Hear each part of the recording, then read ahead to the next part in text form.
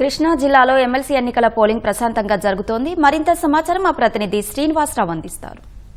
కృష్ణా జిల్లాలో జరుగుతున్న పోలింగ్ సరళి అలాగే పోలింగ్ బూత్ దగ్గర ఏర్పాటు చేసిన భద్రతా చర్యలను కృష్ణా జిల్లా ఎస్పీ గంగాధరరావు స్వయంగా వచ్చి పర్యవేక్షిస్తున్నారు. ప్రస్తుతం పెనమలూరు జడ్పీ హై స్కూల్ ఏర్పాటు చేసిన పోలింగ్ కేంద్రంలో పటిష్ట చర్యల మీద ప్రస్తుతం ఆయన మనతో ఉన్నారు. ఆయనతో మాట్లాడదాం. సార్ చెప్పండి, జిల్లా వ్యాప్తంగా ఎట్లా జరుగుతుంది పోలింగ్? జిల్లా వ్యాప్తంగా మొత్తం 31 పోలింగ్ లొకేషన్స్లో 77 పోలింగ్ స్టేషన్స్ ఉన్నాయండి.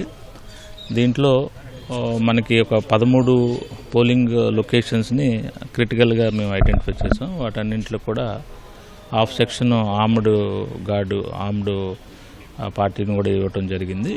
So election commission of India నిర్ధారించినటువంటి స్కేల్ ప్రకారం అన్ని పోలింగ్ స్టేషన్స్కి మేము ఈ యొక్క సిబ్బందిని బందోబస్తుగా ఏర్పాటు చేయటమే కాకుండా మొబైల్ పార్టీస్, రూట్ మొబైల్స్ అంటాము అవి, తర్వాత స్ట్రైకింగ్ ఫోర్సు, దీనికి ఇన్స్పెక్టర్ లెవెల్ ఆఫీసర్స్ని మేము నామినేట్ చేయడం జరిగింది.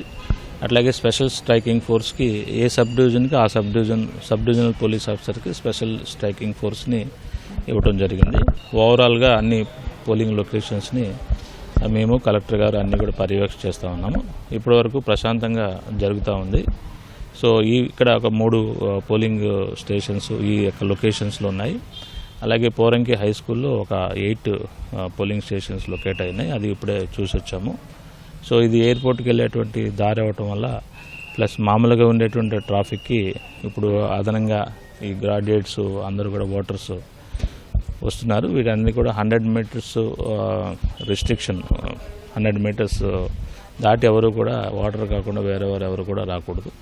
సో ఇవన్నీ కూడా మేము స్క్రూపులస్గా ఫాలో అయ్యి, అట్లాగే ఈ ఓటర్ స్లిప్స్ మీద కూడా ఎవరు కూడా ఈ వాళ్ళ యొక్క క్యాండిడేట్స్ నేమ్ రాయటం కానీ లేదా ఓటును అభ్యర్థించడం కానీ చేయకూడదు. సో అటువంటి ఏమైనా ఉంటే కూడా మేము కఠినమైనటువంటి యాజ్ పర్లా యాక్షన్ తీసుకుంటాం.